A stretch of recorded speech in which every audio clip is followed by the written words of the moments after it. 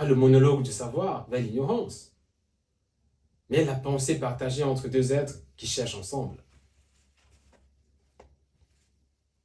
Et le sens comme carburant. Voilà le quatrième. Le sens est le carburant. Chaque chose qu'on apprend est connectée à une autre chose, connectée à une question vivante, connectée à la réalité, connectée à ce qui intéresse profondément cet enfant précis. Pas l'enfant moyen, pas l'enfant statistique, cet enfant précis.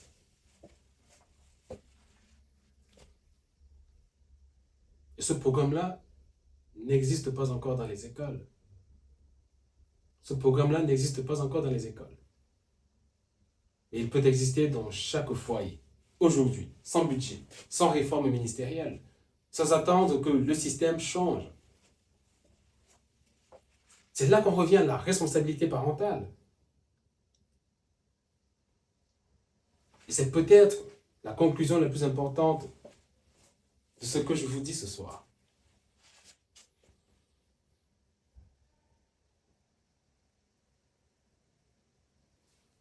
Nous attendons trop souvent que les institutions changent pour changer nos pratiques. Nous attendons la réforme scolaire. Nous attendons le nouveau programme. Nous attendons que les experts se mettent d'accord. Que les politiques agissent. Que le système évolue, s'améliore, change. Et pendant ce temps,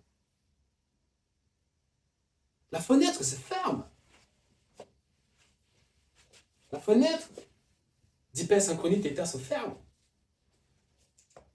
Chaque année qui passe sans que vous rendiez à votre enfant la souveraineté sous son esprit est une année de sa fenêtre d'État qui se referme. Il faut qu'on en ait conscience. Elle se ferme doucement, progressivement, mais irréversiblement. Parce que quand on passe aux ondes alpha et bêta, on n'est plus dans le même cadre, dans la même fenêtre.